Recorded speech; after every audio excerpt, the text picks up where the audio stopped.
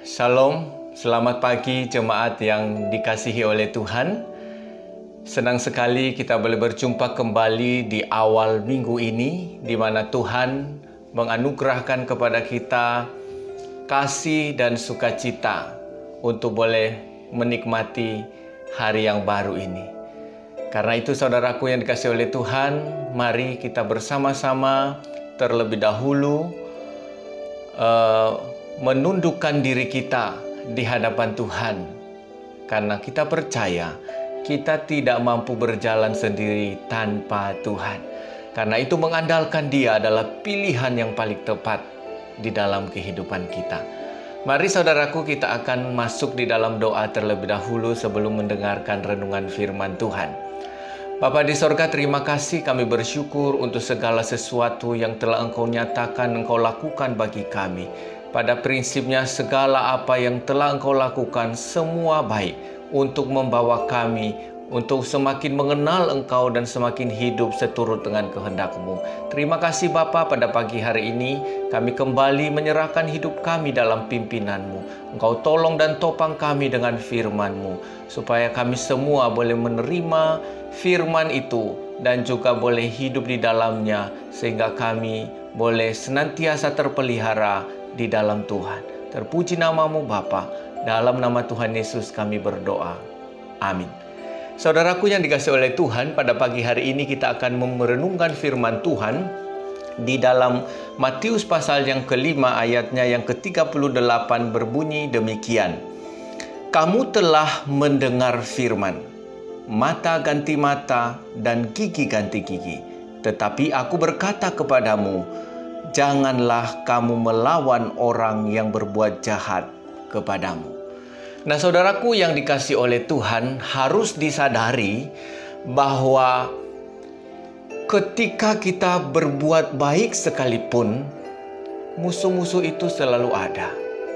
Orang-orang tidak suka itu selalu ada. Apalagi kalau kita melakukan yang jahat, tentu musuh-musuh kita akan semakin banyak. Tetapi saudara-saudara, yang mau saya katakan di sini adalah baik ketika kita hidup di dalam kebenaran, apalagi ketika tidak hidup di dalam kebenaran, musuh itu selalu ada. Tetapi saudara-saudara yang dikasihi oleh Tuhan, di dalam firman Tuhan yang kita baca tadi, justru Yesus mengajarkan kepada kita untuk tidak membalas kejahatan. Ya, Yesus mengajarkan kepada kita untuk tidak melawan apapun yang dilakukan oleh orang lain kepada kita. Nah, saudaraku, tentu ini bertentangan sekali dengan keinginan daging kita. Ya, sangat bertentangan dengan keinginan daging kita. Dan Yesus justru tidak hanya mengajarkan kita untuk tidak membalas, tetapi lebih lagi daripada itu, yaitu mengasihi musuh kita. Saudara, untuk tidak membalas saja betapa susahnya, betapa sulitnya kita untuk tidak membalas. Apalagi jikalau harus mengasihi musuh-musuh kita. Nah, saudara yang dikasihi oleh Tuhan, mata ganti mata, gigi ganti gigi ini sebenarnya merupakan rangkuman di dalam hukum Taurat tentang prinsip keadilan, ya, tentang prinsip keadilan. Artinya saudara-saudara, hukum ini diberikan untuk benar-benar menyatakan keadilan dan untuk menghindarkan orang dari perbuatan membalas dendam yang berlebihan. Ya, mata ganti mata, gigi ganti gigi. Saudara, kita tahu bahwa mata ini adalah merupakan satu bagian dari tubuh kita yang sangat sensitif dan sangat berguna sekali, saudara-saudara, dan sangat penting sekali. Nah, kalau itu saudara bisa bayangkan jikalau kita oleh perbuatan jahat orang lain, mata kita menjadi rusak, tentu ini sangat menyakitkan sekali, sangat membuat kita begitu terpukul. Dan pukulan ini saudara-saudara mendorong kita untuk bisa membalas jauh lebih besar dari apa yang dilakukan kepada kita. Nah, di dalam hukum keadilan yang dimaksud di sini saudara-saudara, artinya dengan adanya hukum mata ganti mata, gigi ganti gigi, itu menghindarkan kita untuk membalas melebihi kejahatan yang dibuat oleh orang lain kepada kita.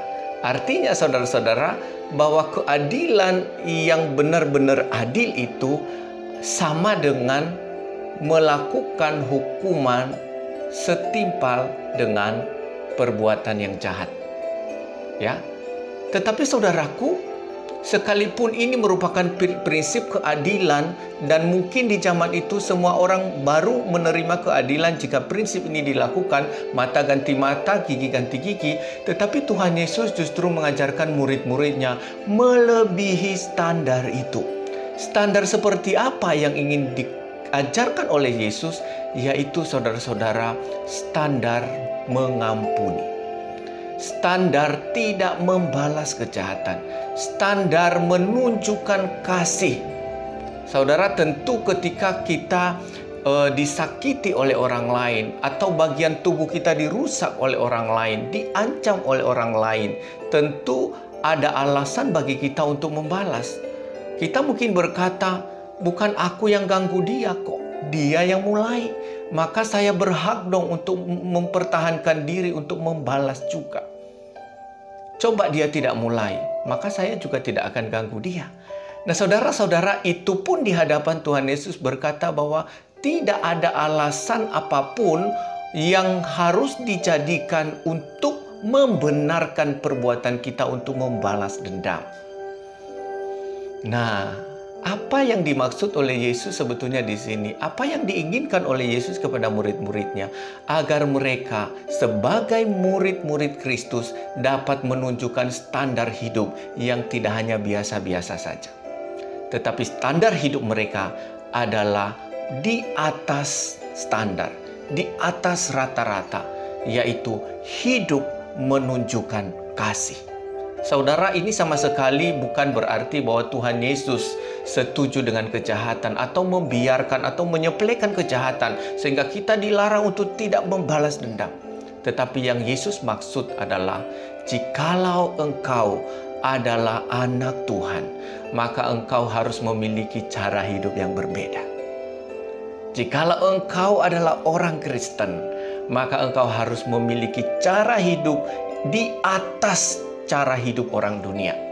Bukan lagi mata ganti mata, gigi ganti gigi, tetapi kita boleh membalas kejahatan dengan kasih, membalas kejahatan dengan tersenyum. Saudara-saudara, membalas kejahatan dengan mengampuni. Ini adalah prinsip yang diajarkan oleh Yesus kepada murid-murid. Karena saudara-saudara, hak untuk membalas itu sesungguhnya bukan hak kita, tetapi itu merupakan hak daripada Allah sebagai pemilik daripada hidup kita. Nah saudaraku yang dikasihi oleh Tuhan, seberapa besar engkau memberikan pengampunan kepada orang yang telah menyakiti saudara? Jikalau engkau mau menunjukkan sikap hidup sebagai anak Tuhan, maka ampunilah mereka yang menyakiti Anda. Jangan membalas segala kejahatan mereka kepada kita, tetapi serahkanlah itu kepada Tuhan, karena Tuhan tahu yang terbaik bagi kita, anak-anaknya. Kiranya firman Tuhan ini, saudaraku, boleh menjadi berkat bagi kita dan menjadi penyemangat bagi kita untuk menjalani hari ini dengan satu keyakinan bahwa Tuhan selalu menyertai anak-anaknya yang hidup dalam kebenaran. Kiranya firman Tuhan ini boleh memberkati kita semua. Tuhan Yesus memberkati kita. Mari kita berdoa. Bapa di sorga, terima kasih. Kami mengucap syukur untuk segala kasih dan kemurahan-Mu bagi kami. Kini kami akan melewati hari ini, tentu ada kemungkinan kami berhadapan dengan musuh-musuh, orang-orang yang tidak suka dengan kami, orang-orang yang ingin mencelakai kami. Tuhan, berikan kami hikmat dan bijaksana, agar kami tidak sampai melakukan dosa di hadapan Tuhan, tetapi kami justru hidup sebagaimana Kristus telah memberi teladan bagi kami. Terpuji namamu Bapa, dalam nama Tuhan Yesus kami berdoa. Amin. Demikian saja saudaraku renungan kita pada pagi hari ini. Selamat beraktivitas, selamat berjuang, selamat menjalankan firman Tuhan. Tuhan Yesus memberkati kita. Amin.